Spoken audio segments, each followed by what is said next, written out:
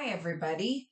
It's Mrs. Tredo here, and I have a quick lesson about how to find a peer-reviewed journal using our one database I think is the best for your social psychology project, and that is the Gale database. What I have in front of us is it's the URL and the username in order to get into the database that we're going to be using. I will post this to your Google Classroom so you can access it pretty easily. And it is the same Gale database. It doesn't matter if you go to Oakmont or you go to Granite Bay. It's the same database. It's just I am using Wood Creek's login, and you guys are welcome to use it. It doesn't really matter. It's just this is a password that will get you there. So if you click on this little link, it's going to take you to our product menu. What you need to make sure that social psychology is a little bit different as far as articles and what we're trying to do. And I think Gale in Context is our best choice rather than opposing viewpoints, because we're looking for peer-reviewed journals, and the most of them we're going to find here. So we will click. Now, one thing that's important to know whenever you're going to a database, it doesn't matter if you're doing it for a high school project or later when you get over to Sierra College or wherever you go to college. Hopefully your college library will have a lot more choice than just one database for what we're doing. But you always search advanced because you guys are advanced. I always tell my students, you are so smart. So you need an advanced search. A couple of things for remembering on how this works.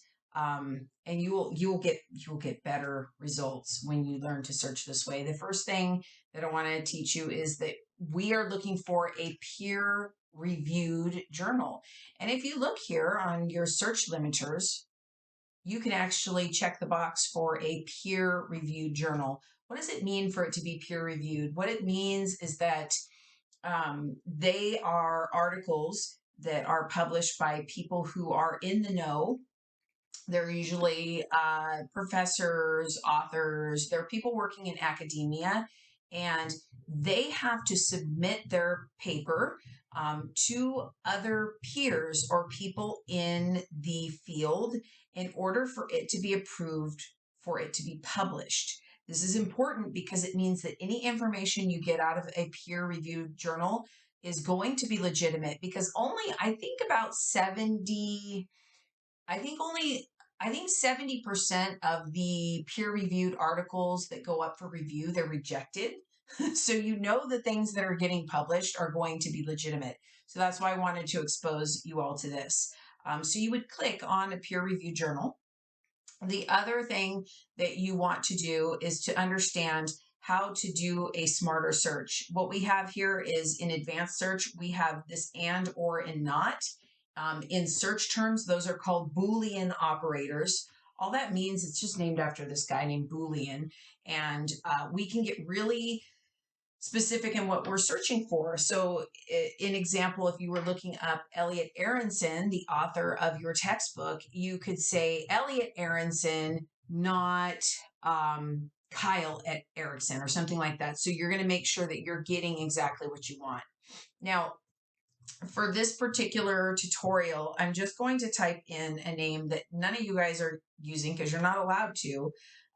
Good old Sigmund Freud, right? The father of psychology. So what we could do is we could do a keyword search on Sigmund Freud. I'm going to type his name in here. So we got Sigmund Freud.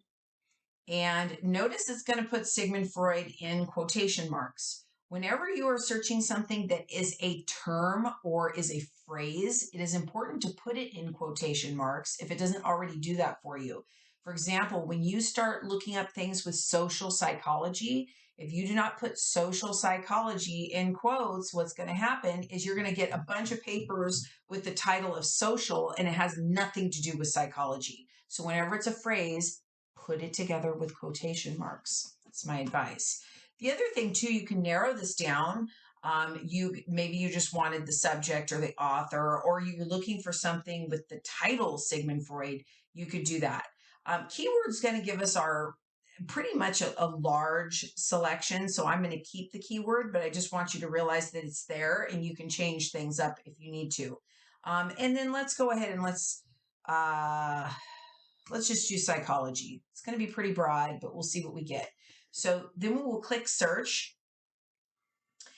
And when we click search, we're going to realize that we've got academic journals. We have 24 of them. And remember, you have to make sure that they are peer reviewed, right? So if we click on this list of academic journals, we can look for the ones that are peer reviewed. They've got this little checkbox, and we know that. So if you look, there's a lot of things about personality and intelligence, right?